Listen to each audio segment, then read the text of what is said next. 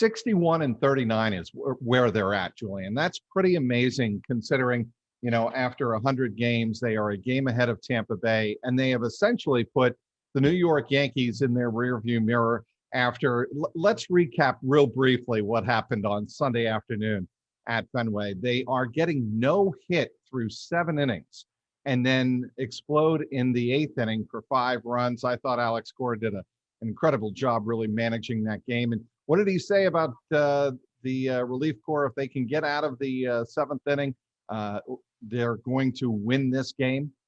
Pretty amazing, right? I mean, look, the team is getting, like you said, they're getting no hit. And then all of a sudden, it's just like, we're up there in the press box. We're like, man, is this gonna really happen? And then I know the opposing the Yankees writers are like, am I really gonna have to write a no-hitter story? And I'm like, oh man, I feel for you. I've been there because actually the last time the Red Sox were no hit, I was covering the A's in Oakland, and that was when Sean Manaea threw the no hitter. Yep. So that's going through my head. I'm like the no hit curse for the Red Sox? And so you see Verdugo get that hit, and then all of a sudden there's just like an avalanche. It just happened so fast. And credit to Cora because yep. I mean, I think a lot of times like what gets missed in all that is like, man, Aaron Boone, like the fact that he left Loisaca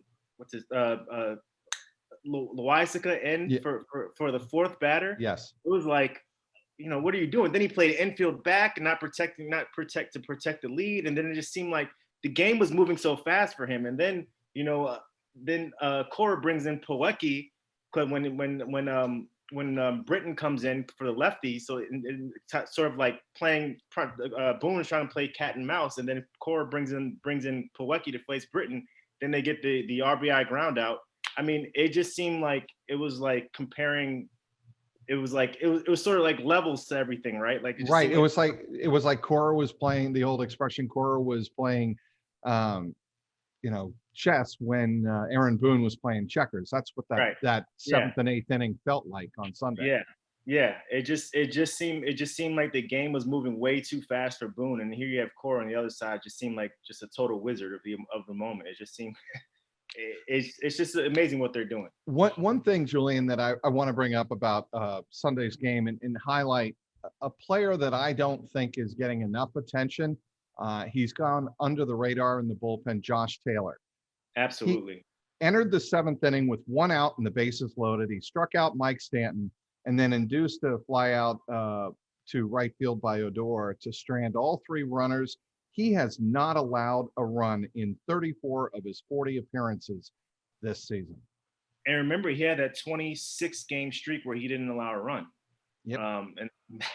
And that was incredible. And I think the only person I think he had, like, the streak was on the line, and I think Koji Urahara was like 1 ahead of him. And so, I mean, it's pretty amazing. I think, and this is a person that, missed pretty much a chunk of last year, after he went down with COVID, him and Dowers and Hernandez. And then he came back and struggled. They had the arm issues. And I think this year he struggled in the beginning. And then he was just like, Cora's like, look, like, I believe in you. You're our guy. And he said the fact of having that boost for him, meant a lot. And that's sort of like just that coupled with like some mechanical changes has sort of like changed around the season. I mean, and you're looking at a person that's a linchpin to this bullpen. I mean, you look at that inning and you're sitting there, it's like 3-0 at the time. I'm like, this can get ugly. And, credit to him. He's pitched well all season. Well, and let's face it, the Red Sox, even if they had lost that game yesterday, even if they were no hit, they still split the series at worst case. And that's not terrible considering the Red Sox would have been, 60-40. That's 600 ball after 100 games. That's still pretty great.